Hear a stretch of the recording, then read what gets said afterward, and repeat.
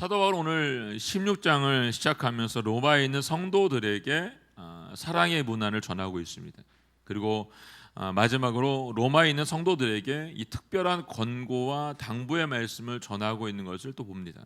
그리고 자기와 함께 있는 동역자들에게 그리고 그들을 통해서 또한 안부를 전하고, 마지막으로 바울이 복음의 메시지를 전하고 하나님께 영광을 돌림으로 이 16장이 마치게 되는 것을 볼 수가 있습니다. 이 사도 바울은 그의 생애 유일하고 또 최고의 비전이었던 이 복음을 땅끝까지 전하기 위해서 주께서 세워주신 교회를 위해 바울과 함께 더불어서 수고했던 일꾼들을 오늘 소개를 하고 있는 겁니다. 보니까 다양한 부류의 다양한 계층의 한 37명 사람들이 있습니다. 그들에게 지금 안부를 전하고 있고요.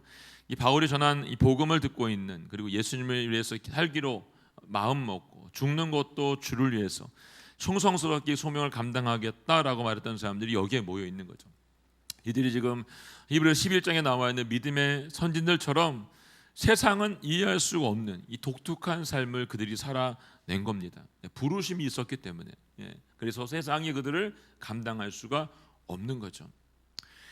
바울과 함께 이 복음을 위해서 각자가 있는 그 자리에서 열심히 살고 있는 겁니다. 고린도 교회에서, 갈라디아에서, 로마에서 그들에게 주어진 이 역할들을 감당하고 있기에 바울이 지금 위로와 안부의 메시지를 그들에게 전하고 있는 겁니다.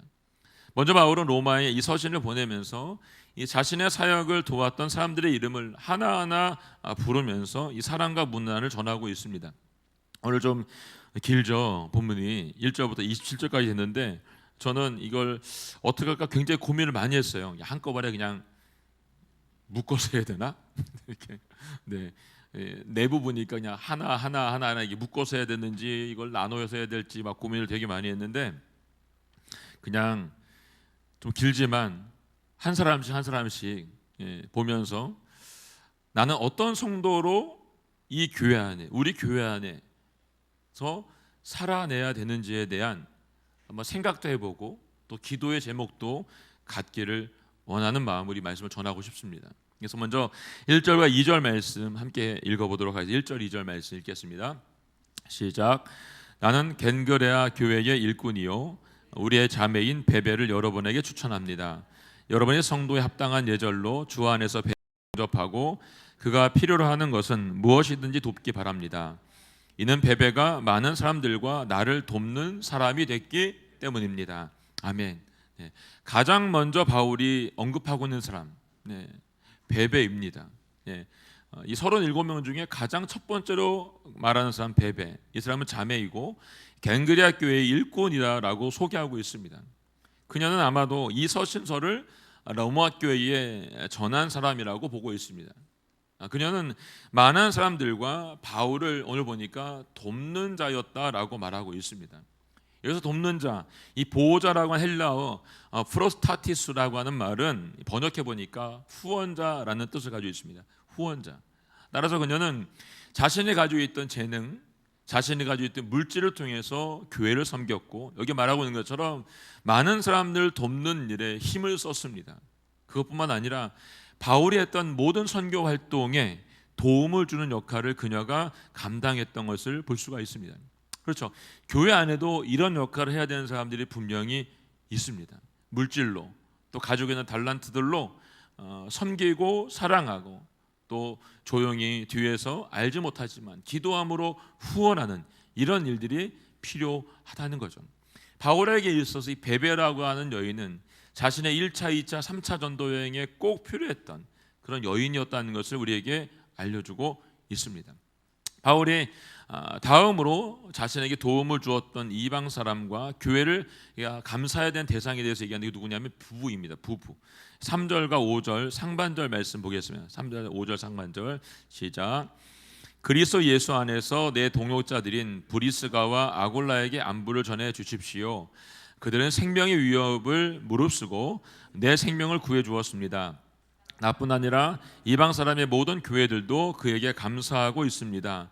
또한 그들의 가정에서 모이는 교회에도 안부를 전해 주십시오. 아멘. 그들에 대한 이 두 사람에 대한 기록이 보니까 사도행전 18장 2절과 18절 26절, 고린도 16장 19절과 디모데후 4장 19절에 나와 있습니다. 한번 찾아서 여러분들이 읽어보면 좋을 것 같아요. 이게 시간이 많지 않아서 생략을 하고요. 브리스가와 아굴라 이 부부입니다. 그들은 이 바울과 같이 천막을 만드는 사람들이었어요. 그래서 그도 베베와 또 아굴라와 사울의 베베와 같이 사울과 함께 이 일을 사역에 동참했던 사람인 것을 볼 수가 있습니다. 이 브리스가와 아굴라는 이전에 이 로마에 살던 사람들이었어요. 근데 로마 황제 글라디오스가 박해해서 로마를 떠나게 되었고, 떠나면서 이 바울을 만나게 돼서 그곳에서 같이 이 천막을 만드는 일을 하면서 살게 되었습니다. 그리고 오늘 성경에 보니까 바울이 전하고 있는 복음에 대해서 반대하는 분들이 생겼던 것 같아요. 그리고 그 일로 인해서 바울이 생명의 위협을 받게 되었을 때 그들이 바울을 도와주었다라고 말하고 있습니다. 오늘 바울만이 아니라 이방 사람의 모든 교회들도 그들에게 빚을 졌다라고 하는 이야기를 들어보니까 그들에게도, 그 교회들에게도 이 두 부부가 도움을 주었던 것을 볼 수가 있습니다. 그뿐만이 아니라 보니까 자신들의 집을 개방을 했습니다. 그리고 그 집을 가정교회로 쓸 수 있도록 만들어 주었던 것을 볼 수 있습니다. 고린도 교회에서도, 에베소에서도, 로마에서도 이 사람들은 자신들의 집을 오픈해서 가정교회로 예배드렸던 것을 볼 수가 있습니다. 이 가정교회는 믿음의 공동체이고, 또 이들 부부가 예수 그리스도의 복음에 대한 이 철저한 헌신이 있다라고 하는 증명을 보여주고 있는 역할입니다. 누가 과연 이 자신의 목숨까지 내어놓으면서 이런 희생을 할 수 있을까요? 누가 과연 자신의 집을 오픈하면서까지 이런 예배를 드릴 수 있을까요? 뭐 예배, 여러분 자기 집 오픈해서 순례배할 때 한 번 드리는 거, 뭐 그건 한 번 정도는 할 수 있겠죠. 요즘 우리가 순례배 집에서 모이고 뭐 하는 걸 되게들 어려워하시는데, 근데 지금 이 두 사람은 자신의 집을 매일매일 오픈한 거예요. 그냥 한 번만 오픈한 게 아니고, 아무나 사람들이 와서 있다 갈 수 있는 그런 장소로 이 예배 공간을 마련해 주었다는 겁니다, 여러분. 가정 예배를 모일 수 있었다고 하는 것, 그걸 보면서 진정한 이웃에 대한 사랑을 이들은 베풀어주고 있구나라고 하는 것을 볼 수가 있습니다. 바울에게 있어서 이 두 사람은 그런 역할을 했던 동역자였다라고 지금 기록하고 있는 걸 볼 수 있습니다. 다음으로는 5절 하반절에 나와 있는 사람인데요, 함께 읽어볼까요? 하반절 시작. 내가 사랑하는 에베네도에게 안부를 전해 주십시오. 그는 아시아에서 그리스도께 돌아온 첫 열매입니다. 아멘. 바울이 내가 사랑하는 이라고 쓴 것을 보니까 에베네도에게 굉장한 친밀감이 있는 것을 느껴집니다. 고린도서 16장 15절에 보면 스데바나라고 해서 그의 집안에 아가의 첫 열매가 있다라고 했는데, 이 에베네도도 보니까 아시아에서 그리스도께 돌아왔던 첫 열매였다라고 말하고 있습니다. 아시아에서 첫 번째로 예수님을 믿게 된 사람이라는 거예요, 여러분. 사랑 여러분, 여러분에게도 이런 첫 열매가 있으신가요? 있으세요? 첫 열매. 여러분, 첫 열매는 잊어버리지 않아요. 제가 초등학교 4학년 때 저희 반에 있던 친구를 전도했었는데 그 친구가 저의 첫 열매였습니다. 지금도 기억합니다. 그리고 지금도 기도합니다. 여러분 어떠세요? 그 첫 열매가 여러분 있으세요? 있으신 분들은 기억이 될 거예요. 없으시면 여러분 만드셔야죠. 전도를 괜히 하라고 하는 게 아니고, 여러분 우리에게 전도의 사명을 준 이유가 분명히 있다는 겁니다. 그리고 우리에게 이 전도의 사명을 통해서 만나는 자들에게 이 복음을 전해야 되는 사명이 우리 모두 가운데 있기 때문에 그렇습니다. 아시아에서 첫 열매였기 때문에 바울에게는 더더욱 사랑할 수밖에 없는 사람이라는 것을 오늘 성경은 얘기해주고 있습니다. 그도 역시 바울과 함께 목숨을 내어놓고 이 복음을 위해서 살고 있다라고 말하는 겁니다. 6절 말씀 읽겠습니다. 6절 말씀 시작. 여러분을 위해 많이 수고한 마리아에게 안부를 전해 주십시오. 아멘. 바울은 마리아에게 안부를 전해달라고 하면서 이렇게 말합니다. 여러분을 위해 많이 수고했다라고 수식어를 쓰고 있습니다. 이와 같은 수식어를 사용한 것으로 보아서 비교적 이 마리아라고 하는 여인은 시기적으로 로마 교회에 이른 성도가 먼저 성도가 된 거죠, 여러분. 그래서 마리아 연신과 이 봉사를 통해서 로마 교회가 큰 영향을 받았다는 사실을 추정해서 볼 수가 있습니다. 우리는 여기서 당시 로마 교회에 있는 여인들이 상당히 큰 역할들을 이 교회에 감당하고 있었다는 것을 볼 수가 있습니다. 그래서 베베도 여자였고 브리스가도 여자였고 마리아에도 여자였지만 로마 교회를 위해서 중요한 역할을 감당하고 있는 자들이 이들이었다라고 하는 것을 얘기해주고 있는 것이죠. 남성들이 할 수 없는 역할이 분명히 있었습니다. 그 역할들을 그 교회 안에서 이 여인들이 충실하게 감당을 했다는 것입니다. 남양주 온누리교도 마찬가지 여러분. 이 교회 안에도 형제들이 할 수 없는 역할이 분명히 있습니다. 그러면 자매님들이 그 역할을 감당하는 게 맞겠죠. 형제들은 자매들이 할 수 없는 역할을 감당하는 게 맞다라고 생각합니다. 오늘 그 역할을 이 여인이 했고 그 수고를 누가 알았냐면 로마 교회에 있는 모든 사람들이 알았다라고 얘기해주고 있습니다. 알고 있는 거예요. 누가? 그 교회 사람들이. 7절 말씀 보겠습니다. 7절 말씀 시작. 내 친척이며 나와 함께 옥에 갇혔던 안드로니고와 유니아에게 안부를 전해 주십시오. 그들은 사도들 사이에서 뛰어난 사람들이며 나보다 먼저 그리스도 안에 있는 사람들입니다. 아멘. 여기서 두 사람 얘기하죠. 안드로니고와 유니아입니다. 바울은 이들에 대해서 네 가지로 표현해서 언급해주고 있어요. 첫 번째 보니까 그들이 바울의 친척이라라고 말합니다. 친척이라는 사실보다 더 중요한 게 있어요, 여러분. 그러면 두 번째, 그 뭐냐면 그들이 바울과 함께 옥에 갇혔던 사람들이라는 거예요. 옥에 갇혔던 사람들. 이 사도행전의 기록에 보면 여러분 바울이 빌립보 감옥과 가이사랴 감옥과 1차, 2차 전도 여행 때, 2차 로마 방문 때 거기 감옥에 투옥됐던 사실이 있습니다. 이들이 언제 어디서 바울과 함께 감옥에 투옥됐는지는 알 수 없지만 중요한 건 뭐냐면 바울과 함께 감옥에 갇혔고 바울과 함께 매를 맞았고 바울과 함께 그 수모와 수치를 당했다고 하는 것을 얘기해주고 있는 겁니다. 그런 그들에게 지금 이 이야기를 하고 있는 거죠. 세 번째로 바울은 이렇게 말합니다. 그들은 사도들에게도 존중 여김을 받은 자였다라고 말합니다. 존중 여김을.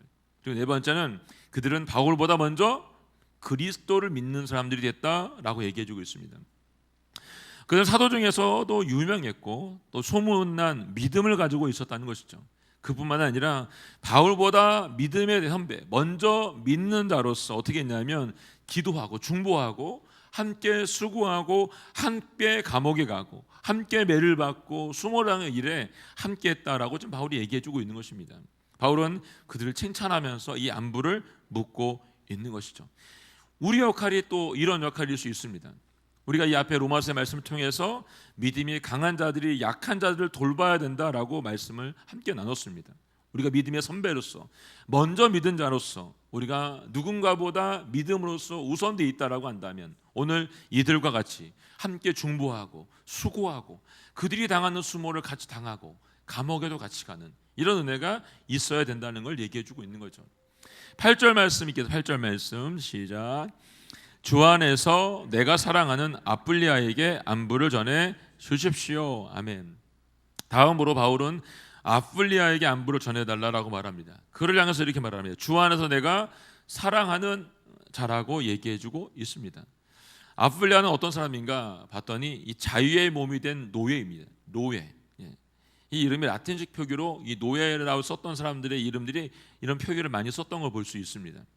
그를 향해서 주님은 주 안에서라고 표현한 걸 보니까 그를 그리스도의 사랑에 매는 줄로 하나 된 그도 역시 나와 같은 성도가 됐다라고 하는 긴밀한 관계를 얘기해주고 있는 것이죠. 노예 출신을 할지라도 예수님을 믿었다라고 한다면 교회 안에서 한 식구가 되었고 하나님의 일을 함께 나눌 수 있는 자가 되었다라고 지금 얘기를 해주고 있는 겁니다. 신분의 차이가 없이 그도 이제 교회 안에 들어왔다고 한다면 그들과 함께 예배하는 것이 맞다라고 얘기하는 겁니다. 제가 독일에 있을 때 저희 교회가 카페 교회여서 조그만 교회였습니다. 조그만. 그래서 주일이 되면 그 교회에서 함께 한 50명 정도가 예배를 드렸었는데 꽉 차가지고 거기 이제 그 이태리에서 왔던 한 형제가 노숙자죠. 노숙자가 갑자기 예배드리는 중간에 뒤에 와서 앉았어요. 네. 예배 분위기가 어땠을까요, 여러분? 은혜스러웠을까요? 네. 다들 거기에 신경 쓰느라고 예배를 못 드리고 있는 거예요. 네. 끝나고 난 다음에 이제 저희는 이제 끝나면 대부분 이제 이민교회는 식사를 같이 하거든요. 점심을 같이 먹거든요. 어떻게 했을까요, 여러분? 아우, 형제님 오셨어요? 이쪽으로 같이 밥 드시죠. 이렇게 말했을까요, 여러분? 네, 아무도 옆에 가려고 안 하는 거죠. 근데 거기에 한 형제가 그 형제도 정말 밑바닥부터 시작한 형제예요. 그러다가 독일에 와서 예수님을 만나고 변화되어서 그 우리 교회에 와서 예배를 드리는 형제였어요. 지금은 홍콩에 있는 자매하고 결혼해가지고 애 낳고 잘 살고 있습니다. 아주 지금 너무 행복하게. 그 형제가 갑자기 그 이태리 형제 옆에 가서 앉는 거예요. 그래서 형제가 대화를 나누는 거죠. 그러면서 저희가 이제 비빔밥을 먹었거든요. 비빔밥 이제 해가지고 가져와서 이 형제를 집에서 먹으라고 하면서 대화를 나누고 저한테 왔어요. 저 형제가 이제 이태리 형제인데 지금 그 돌아가고 싶은데 돈이 없어서 못 간다는 거예요. 노숙자인 거 알잖아, 저희가. 그런 경우는 돈을 줘도 안 돌아갑니다, 여러분. 근데 안타깝잖아요, 저희가요. 그래서 어느 정도의 돈을 주면서 잘 얘기하라고 말은 해 주었습니다. 근데 저는 그날 거기 있던 50명의 사람들과 그 형제를 둘을 본 거죠. 누가 과연 저 사람한테 다가갈까? 우리 교회도 만약에 노숙자가 저 뒤에 왔다면 여러분 어떻게 하실까요? 한번 스스로에게 물어보기를 바랍니다. 노예 출신도 신분의 차이 없이 바울은 지금 뭐라고 말하고 있냐면 주 안에서 내가 사랑하는 자다라고 말하고 있습니다. 우리가 그리스도인이 됐다고 한다면, 예수님을 믿는 사람이 됐다고 한다면 여러분 그도 역시 하나님의 사람인 것을 기억하고 그렇게 환대하고 맞아주는 것이 맞다는 것입니다. 그래서 여러분 계속해서 이 바울이 주 안에서라고 하는 표현을 보니까 8, 9, 10, 11, 12, 13절에서 계속 사용하고 있어요. 왜 그럴까 봤더니 여러분 이 주님의 성도들의 관계를 여러분 이 사랑의 관계로 만들어 주었다고 하는 것을 강조하기 위해서 바울이 주 안에서라고 계속해서 이 말을 쓰고 있는 걸 볼 수 있습니다. 이 9절 말씀 9절 말씀 읽어볼까요? 9절 시작. 그리스도 안에서 우리의 동역자인 우르바노와 내가 사랑하는 수다구에게 안부를 전해 주십시오. 우르바노도 여러분 암블리아와 같이 이 자유롭게 된 노예를 얘기하고 있습니다. 바울이 우르바노를 이야기할 때 나의 동역자라고 표현했어요. 나의 동역자. 나의 동역자라고 표현하지 않고 뭐라 했어요? 우리의 동역자라고 표현했어요. 우리의 동역자. 대개는 보면 내 동역자라고 말해야 되는 게 맞잖아요. 근데 우리의 동역자라고 표현한 걸 보니까 이 친밀함의 관계 속에서는 이 다른 동역자, 뭐 디모데나 아까 말했던 브리가스와 아굴라와 같은 그런 동역자와 같은 그런 친밀함의 관계 속에 있지는 않았던 것 같아요. 근데 개인적인 관계는 아니지만 이 복음을 위해서, 이 복음을 위해서 함께 헌신한 동역자라고 하는 것을 분명하게 바울이 얘기해주고 있는 거죠. 스타고에게는 내가 사랑하니라는 표현을 쓰므로 인해서 바울이 그리스도 안에서 이 사랑에 매는 줄로 연합되어지고 하나 되었다라고 하는 것을 다시 한번 그를 표현해서 얘기해주고 있는 걸 볼 수 있습니다. 10절과 11절 말씀 함께 읽겠습니다. 10절 11절 말씀 시작. 그리스도 안에서 인정을 받은 아벨레에게 안부를 전해 주십시오. 아리스토블로의 집안 사람들에게도 안부를 전해 주십시오. 내 친척 헤로디오 안부를 전해 주십시오. 주 안에 있는 나기스의 집안 사람들에게 안부를 전해 주십시오. 바울은 아벨레에 대해서 그리스도 안에서 인정받은 사람이다라고 말하고 있습니다. 여기서 인정을 받았다는 말은 뭐냐면 이 시련과 고통의 과정을 통해서 성도들로부터 어떻게 해요? 그 시련과 고난을 뛰어넘었다고 하는 합격점을 받았다는 뜻을 가지고 있습니다. 그래서 바울이 디모데에게 진리의 말씀을 옳게 분별하며 부끄러울 것이 없는 일꾼으로 인정된 자로 자신을 하나님 앞에 드리기를 힘써라라고 디모데후서 2장 15절 말씀에 얘기하고 있습니다. 거기 보니까 인정된 자라고 말합니다. 여기서 지금 아벨레에게 얘기하고 있는 이 말이 바로 이 말을 쓰고 있는 걸 볼 수 있습니다. 아벨레가 여러 가지 어려운 상황 가운데서도 이 말씀에 충실하였고 실족하지 않고 주님과 함께 동행했다라고 하는 것을 얘기해주고 있는 것이죠. 내 친족 헤로디온은 헤롯 가족에 속한 사람으로 볼 수 있고, 나게스는 노예에서 풀려난 사람으로 많은 부를 축적했던 사람이라고 성경에 기록되어 있습니다. 분명한 것은 나게스의 가족 중에도 예수를 믿는 성도들이 있었다는 거죠. 그래서 그 가족들에게 안부를 전해달라라고 말하고 있습니다. 사실 여기 37명의 사람들의 이름이 적혀 있고 이름이 적혀 있지 않는 사람도 있어요. 그런 무리 안에 교회와 공동체의 사람이 더 참여되어 있다는 것을 볼 수가 또 있습니다. 10절에 나오는 두루베나와 두루보사는 자매이고 여러분, 그리고 버시에게 문하라라고 말합니다. 그들은 이렇게 표현합니다. 주 안에서 많은 수고를 하고 있는 사람이다라고 말하고 있습니다. 예.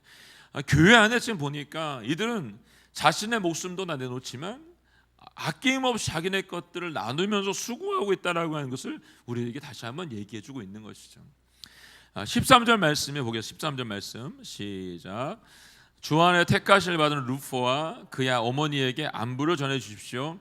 그의 어머니는 곧 내 어머니이기도 합니다. 아멘. 바울은 주 안에서 택하심을 받은 루포와 그의 어머니에게도 안부를 전해달라고 말하고 있습니다. 이 택하심을 받았다고 하는 것은 여러분 단순히 택함 받은 구원받은 사람의 뜻, 받았다는 뜻 이상의 뜻을 가지고 있는 걸 볼 수 있습니다. 이 말은 루포의 탁월성을 인정해주고 있다는 표현이죠. 왜냐하면 마가복음 15장 21절에 보게 되면 예수님께 십자가를 지실 때 그 십자가를 억지로 매겨가게 했던 루포의 아버지 구레네 시몬의 그의 아버지이기 때문에 그렇습니다. 그래서 바울은 이렇게 말합니다. 루포의 어머니를 가리켜서 뭐라고 말하냐면 곧 내 어머니이기도 하다라고 말하고 있는 것이죠. 이 말은 이 혈족 관계에서의 어머니를 뜻하는 것이 아니고 그리스도 안에서 영적인 관계로서의 어머니를 지금 바울은 얘기해주고 있는 것을 볼 수가 있습니다. 여기 보면 같은 친족이라는 표현들을 가끔 쓰고 있거든요. 보니까요. 그러면 바울에게 이렇게 친척이 많았느냐? 그게 아니고 여러분, 유대인으로서 같이 예수님 안에 있는 자들에 대해서 바울이 보니까 같은 친족이라고 쓰고 있는 것을 볼 수가 있습니다. 이제 14절과 15절 말씀 함께 읽겠습니다. 시작. 아순그리도, 블레곤, 험에, 바드로바, 허마와 그들과 함께 있는 형제들에게 안부를 전해 주십시오. 빌롤로고, 율리아, 네레와 그의 자매와 올름바와 그들과 함께 있는 모든 성도들에게 안부를 전해 주십시오. 아멘. 14절에 나와 있는 사람들은 한 사람 빼고 나머지는 모두가 노예 출신입니다. 노예 출신. 15절에 있는 사람들은 모두가 가정교회 안에 속해 있는 사람인 것을 볼 수가 있습니다. 바울에게 이들 모두는 안부를 전해야 될 만큼 아주 친근하고 소중한 사람이라는 것을 우리가 볼 수 있습니다. 왜 그랬을까요, 여러분? 예수님 안에서 바울과 하나가 되었기 때문에 그렇습니다. 그래서 그들의 출신도 배경도 중요하지 않은 겁니다. 그들이 많이 배웠던 적게 배웠던 이것도 중요하지 않습니다. 그 사람이 남자이든 여자이든 성별에도 중요하지 않았습니다. 왜? 그들은 자신의 목숨을 주님을 위해서 아끼지 않았고 서로를 위해서 희생할 각오를 가지고 있었기 때문에 그렇습니다. 이 모습이 초대교회의 진정한 교회의 모습이었다는 것이죠. 오늘의 교회는 여러분 사도행전 29장을 써나가고 있습니다. 한 목사님이 처음에 이 오늘의 교회를 세울 때 사도행전에 바로 그 교회를 만들고 싶은 것이 꿈이셨습니다. 남의 오늘의 교회도 여전히 사도행전의 그 교회를 꿈꾸며 나아가는 것이 맞습니다. 그럼 우리는 어떻게 살아야 될까요, 여러분? 여기 나와 있는 이들처럼 살아내야 되는 것이 저는 맞다라고 생각을 합니다. 교회 안에 여러분 아무리 사람이 많으면 뭐합니까, 여러분? 제가 이번 주 그 무릎 선교회 때도 얘기했지만, 이 땅에 여러분 800만이 넘는 사람들이 교회를 다니고 있지만 교회 안에서 기도하는 사람은 그렇게 많지 않다라고 말했습니다. 교회 안에도 여러분 정말로 많은 사람들이 모여서 예배하고 있지만 그 안에 정말로 헌신되어 있는 한 사람은 그건 얼마나 될까요, 여러분? 지금 바울을 위해서 30여 명의 사람들이 어떻게 합니까? 목숨을 걸고 도와주겠다라고 말하는 겁니다. 목숨을 걸고. 저도 이런 사람이 있으면 좋겠습니다. 바울이 복음을 전하고 그 복음을 들었던 그 사람들은 여러분 바울과 굉장한 친밀감 속에 살고 있는 걸 볼 수 있습니다. 복음으로. 저도 여러분과 제가 이 복음으로 그런 친밀감 속에 살 수 있기를 원합니다. 바울이 그들의 도움으로 1차, 2차, 3차 전도여행을 무사히 마칠 수 있었던 겁니다. 그리고 지금 로마를 거쳐서 어디를 간다 했죠, 여러분? 스페인에 가기를 원했습니다. 그리고 로마 교인에게 뭘 얘기했죠? 날 위해서 기도해 달라고 말을 하고 있습니다. 그 말은 뭐예요? 이들과 같이 나와 함께 싸워달라고 그들이 부탁했던 것을 볼 수가 있습니다. 자신의 직업과 삶을 포기하고 가지고 있는 돈과 시간을 투자해서 섬겼기 때문에 유대인이든 이방이든 노예든 상관이 없었다는 것을 오늘 우리에게 알려주고 있는 겁니다. 오늘 우리도 주님을 위해서, 교회를 위해서 주께서 우리에게 허락하신 이 달란트들을 멋있게 사용할 수 있기를 원합니다. 오늘 여기 29명의 우리 4세대 애들이 와 있습니다. 정말 저는 너무너무 기쁩니다. 네, 정말로. 제가 이제 10년 만에 이제 돌아왔잖아요. 돌아왔는데 평신도 사역자들 중에 찬양인도 이렇게 열심히 하시는 분들이 옛날같이 이렇게 많지 않더라고 보니까. 저는 여기 있는 우리 아이들이 이 아이들이 이 악기를 통해서 그리고 자신들이 가진 달란트를 통해서 이 교회 안에서 여기 있는 루포와 그 어머니와 아순도고와 베베와 이런 여인과 형제와 사역자가 될 수 있기를 주님으로 축복합니다. 네. 그래서 바울은 16절에 이렇게 말하고 있습니다. 함께 읽어볼까요? 16절 말씀 시작. 거룩한 입맞춤으로 여러분은 문안하십시오. 그리스 모든 교회가 여러분에게 문안합니다. 바로 말합니다. 거룩한 입맞춤으로 서로 문안하라고 말합니다. 우리는 아무하고나 입맞추지 않습니다. 당시에도 여러분 입을 맞췄다고 하는 것은 기독교인들이 친구됨을 인증하는 의미로 성만찬에 참여하기 전에 서로 입을 맞췄다라고 말합니다. 바울이 그냥 입 맞추라고 말한 게 아니고 여러분 거룩함으로 하라고 얘기하고 있습니다. 정욕적으로, 감정으로, 육체적인 욕망을 가지고 입을 맞추라고 한 것이 아니고 여러분 서로 상호간의 입맞춤으로 거룩하게 그리스도의 사랑을 상징하며 순수한 애정을 가지고 이것을 행하라고 하는 뜻을 가지고 있습니다. 바울은 그리스도의 모든 교회가 여러분에게 문안한다고 말했습니다. 기독교 공동체의 모든 연합을 이루고 있다라고 말하고 있습니다. 바울의 선교여행을 통해서 교회를 세우면서 섬겼던 모든 교회의 사람들이 다른 교회에게도 안부를 전하고 있는 것을 볼 수가 있습니다. 오늘 그 안부를 모아서 바울은 로마 교회에 이 안부를 전하고 있는 것을 볼 수가 있습니다. 이제 고린도 교회, 고린도에 함께 이 선을 쓰고 있는 그들, 17절부터 20절까지 나와 있는 그들은 로마에 있는 믿음의 공동체에게 이제 뭡니까? 전합니다. 17절부터 18절 말씀 함께 보도록 하겠습니다. 10절 18절 말씀 시작. 형제들이여 내가 여러분에게 권합니다. 여러분 배운 교훈에 역행에 분열을 일으키고 회방하는 사람들 경계하고 그들을 멀리하십시오. 그런 사람들은 우리 주 그리스도를 섬기지 않고 자기 병을 채우며 그럴듯한 말과 아첨하는 말로 순전한 사람들의 마음을 현혹합니다 라고 말하고 있습니다. 바울이 지금 뭘 얘기하고 있냐면 17절부터 20절까지의 말씀 안에서는 이 로마 교회 안에 믿음의 공동체가 연합과 일치를 이루는데 반대하는 사람들이 있다는 것을 알려주고 있습니다. 이단이죠. 사이비 종교 집단과 같은 것들이죠. 그들에게 이것을 경고해야 된다는 것을 알려주고 있습니다. 우선 바울은 그리스도의 교회가 건강하게 세우는데 필요한 근거가 있다고 말합니다. 오늘 보니까 그는 여러분이 배운 교훈이 있다라고 말합니다. 여러분이 배운 교훈, 로마의 성도들이 배운 교훈은 순수한 복음의 진리를 말합니다. 예수 그리스도를 믿음으로만 구원받을 수 있다라고 하는 순수한 복음, 이 복음의 은혜가 그들에게 있었다는 거죠. 다른 복음은 없습니다. 바울은 이와 같은 순수한 복음을 따르지 않고 분열을 일으키고 있는, 회방하고 있는 자들을 경계하고 멀리하라라고 얘기해주고 있습니다. 예수님께서도 제자들에게 너희들에게 거짓 선지자들이 나타난다고 분명히 말씀했습니다. 구약 선지자에도 거짓 선지자들은 사람들이 듣기 좋은 말을 했던 것을 볼 수 있습니다. 듣기 좋은 말. 그래서 그 말들로 그들을 가르치고 사도들이 말하고 있는 것들을 왜곡해서 가르쳤던 거짓 선지자들이 분명히 있었다는 것이죠.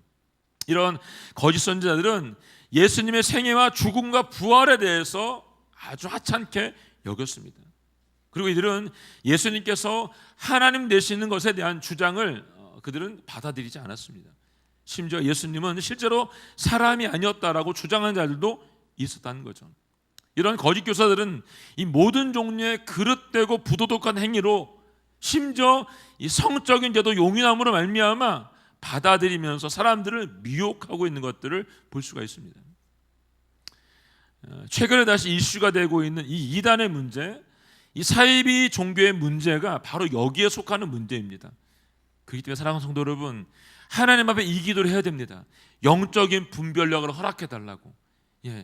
이걸 우리가 받지 않으면 언제 미혹될지 알 수가 없습니다. 바울은 아직 로마의 교회는 가보지 않았지만 분명히 이 갈라디아 교회처럼 어디에나 있는 거짓 교사들이 로마 교회 안에 있을 것이라고 알고 있는 거죠. 그래서 로마에 있는 성도들에게 그들이 배웠던 이 순수한 복음의 교훈들을 붙들고 너희를 가르치고 있는 교사들 중에 성경을 거스리고 잘못 가르치고 있는지 점검해 보라고 분명히 얘기해 주고 있는 겁니다. 여러분, 우리 안에도 이 점검이 꼭 필요합니다. 우리가 아무리 점검을 해도 여러분, 이단이나 사이비 종교에서 들어온 사람들을 우리가 이렇게 다 이게 색출할 수는 없더라고 보니까. 어떻게 여러분, 우리 순회 사락방에서 그 교사들 안에서 여러분 주의 깊게 보시고 아이들의 소리를 듣고 분명히 찾아내야 되는 것이 맞습니다. 그래서 바울은 18절에서 이런 사람들이 하는 행동에 대해서 이렇게 한다라고 말합니다. 어떻게 하냐면 그들은 그리스도를 섬기지 않는 자들입니다. 예수님을 얘기하지만 예수님을 왜곡합니다. 그들은 자기 배만 채우는 자들이고 그럴듯한 말과 아첨하는 말로 이 순진한 이 사람들의 마음을 현혹하는 자들이다라고 말하고 있습니다. 분명히 말합니다. 이들은 자신의 배만 채운다고 말합니다. 그렇기 때문에 기본적인 윤리조차 존재하지 않습니다. 그래서 어떻게 합니까? 다 뺐습니다. 다. 빠져나오려고 하면 어떻게 해요? 여러분? 이단이나 사이비 종교에서 빠져나오려면 어떻게 될까요? 폭력을 씁니다. 폭력. 협박을 합니다. 떠나지 못하게 만듭니다. 그래서 자꾸 그 마음을 이간질하는 것들을 볼 수가 있습니다. 처음부터 여러분 발을 들이지 말아야 되는 거예요. 여러분. 점점 여러분 세상이 악해지면서 사람이 자꾸 이런 것에 미혹되고 있는 것들이 너무너무 안타깝습니다. 돈을 사랑하고 자기를 사랑하는 세상 가운데 여러분 우리가 더욱더 깨어있지 않으면 우리는 어떻게 해요? 교회는 다니고 있지만 이들처럼 예수님을 이용해 먹고 있는지 모릅니다. 내가 필요할 때만 기도하고 내가 필요할 때만 찾아가고 내가 필요할 때만 교회 오고 이런 행동을 하게 된다는 거죠. 그래서 17절에서 바울은 분명히 말합니다. 이런 사람들을 경계하고 그들을 멀리하라라고 말합니다. 개역개정은 이렇게 말합니다. 이런 사람들을 살피고 그들을 떠나라라고 말합니다. 이거 맞습니다. 떠나세요, 여러분. 떠나세요. 여러분 절대 기회를 주지 마세요. 틈도 주지 마세요. 산불이 왜 나죠, 여러분? 작은 불씨 하나 나요, 여러분. 불씨를 밟아서 끄지 않으면 큰 물이 나게 되어 있는 거예요, 여러분. 이들도 믿어야 되죠? 아니요, 여러분 확실하게 밟아야 됩니다. 안 그러면 언제 미혹되고 넘어질지 알 수가 없기 때문에 그렇습니다. 그래서 기도하세요. 하나님 우리에게 영적 분별력을 가질 수 있게 해주시고 하나님의 전신갑주를 입고 싸울 수 있게 해달라고 그 예수님의 이름으로 쫓아낼 수 있기를 여러분이 선포할 수 있기를 바랍니다. 19절과 20절 말씀 함께 읽겠습니다. 19, 20절 말씀 시작. 여러분의 순종이 모든 사람에게 알려지고 있어 난 여러분으로 인해 기뻐합니다. 난 여러분이 선한 일에 지혜롭고 악한 일에는 순진하기를 바랍니다. 평강 하나님께서 속히 사탄을 여러분 발 안에서 짓밟히게 하실 것입니다. 우리 주 예수의 은혜가 여러분과 함께 하기를 빕니다. 아멘. 교회를 분열하고 해방하는 자들을 막을 수 있는 방법은 무엇인가? 그것은 여러분 바울은 로마에 있는 성도들에게 말합니다. 선한 일에는 지혜롭고 악한 일에는 순진하라고 말합니다. 개역개정에 이렇게 써 있습니다. 선한 데 지혜롭고 악한 데는 미련하라라고 말하고 있습니다. 여러분 선한 일, 하나님의 일에는 지혜로우시고 악한 일에는 미련할 수 있기를 바랍니다. 로마 교회는 순종하는 것과 순진하게 속아 넘어가는 것들을 구별하라고 말하는 것이죠. 우리도 마찬가지입니다, 여러분. 어떻게 하나님을 사랑하고 선을 행하며 순종할 것인지 계속해서 우리는 배워야 되는 것이 맞습니다. 그리고 복음과 일치하지 않는 어떤 악도 어떻게 해요? 단호하게 뿌리쳐버리고 끊어야 된다는 것을 말합니다. 그리스도인들이 꼭 해야 되는 것, 안주하지 마십시오. 타협하지 마시고 주님을 꼭 바라보기를 바랍니다. 베드로전서 5장 8절 말씀에 이렇게 말하죠. 정신을 차리고 깨어 있으십시오. 여러분의 원수 마귀가 우는 사자처럼 두루다니며 삼킬자를 찾습니다. 믿음 안에 굳게 서서 마귀를 대적하십시오. 아멘. 예. 20절 통해서 사울은 이미 이 싸움은 예수님의 십자가의 부활의 사건으로 사탄이 이미 패배했다라고 선포하고 있습니다. 그렇기 때문에 우리가 예수를 믿는 자들이 늘어나면 늘어날수록 사탄은 어떨까요? 자꾸 마음이 힘들어지는 거죠, 사탄이. 그래서 우리가 예배하고 찬양하고 기도하는 일에 자꾸 힘을 쓰면 사탄은 어떨까요? 방해하는 게 될 수밖에 없는 겁니다. 왜냐하면 우리가 주의 은혜로 말미암아 더불어 살고 있기 때문에 그렇습니다. 21절 23절까지 말씀에는 바울이 그와 함께 고린도교에 동역했던 디모데와 친척들, 또 로마서 이 대표라고 하는 더디오와 바울의 겉을 제공했던 가이오와 제물을 맡았던 에라스를 통해서 로마 교회 사람들에게 안부를 전하고, 마지막 끝으로 25절부터 27절 통해서는 로마서 1사열의 말씀을 다시 한번 상기시켜주고 있는 걸 볼 수 있습니다. 함께 읽어보고 25절부터 27절까지 말씀 읽겠습니다. 시작. 하나님께서는 내가 전하는 복음과 예수 그리스도에 대한 선포를 따라 그리고 비밀의 계시를 따라 능히 여러분을 견고하게 하실 수 있습니다. 이 비밀은 영원전부터 감춰져 오다가 이제는 나타나게 됐으며 영원하신 하나님의 명령에 따라 예언자들의 글로 인해 믿고 순종하게 하시려고 모든 민족에게 알려지게 됐습니다. 오직 한 분이신 지혜로우신 하나님께 예수 그리스도께로 인한 영광이 영원 무궁하기를 빕니다. 아멘. 네. 이렇게 바울은 오늘 로마서 말씀을 마치고 있습니다. 바울은 로마에 있는 그리스도인들이 이 부분을 읽고 하나님께만 영광을 돌리기를 원하고 있습니다. 이제 우리는 예수 그리스도의 의의 옷을 입고 성령의 역사로 말미암아 하나님께 영광을 돌리는 삶을 살아낼 수 있기를 바랍니다. 우리는 자신을 만난 이 복음의 감격으로, 이 큰 벅참으로 이 모든 영광을 하나님께 돌리며 영광 무궁하기를 오늘 선포하며 기도하고 있습니다. 자, 여러분, 복음을 위해서 이 선한 일에는 지혜롭게 바라고 악한 일에는 미련할 수 있기를 바랍니다. 함께 기도하고 찬양하고 기도하도록 하겠습니다.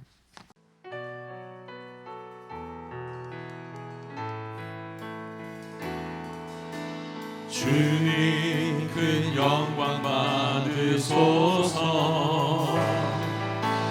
홀로 찬양 받으소서. 모든 이름 위에 뛰어난 그 이름, 온 땅과 하늘이 다 찬양해. 겸손하게 우리 무릎 꿇고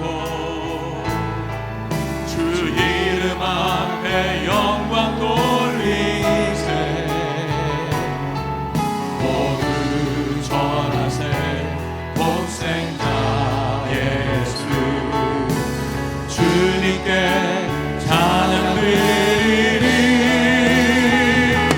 모든 영광과 존귀와 능력 받으소서.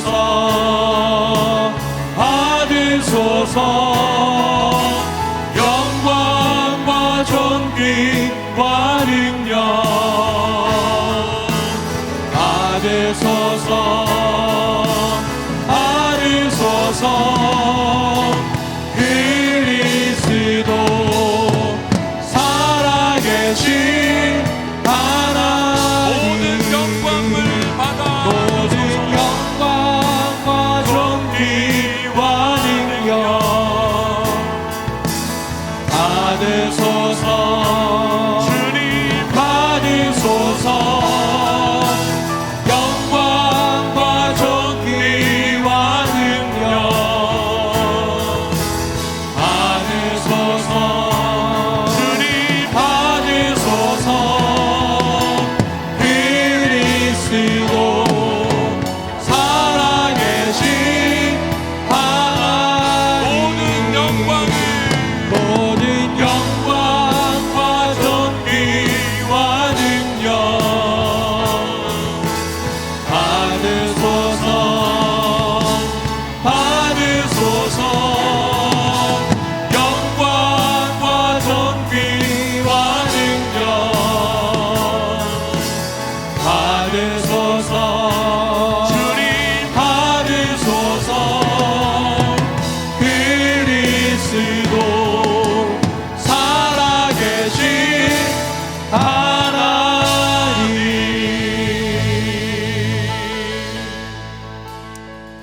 바울의 이 고백이 저희 고백이 되게 하여 주시옵소서.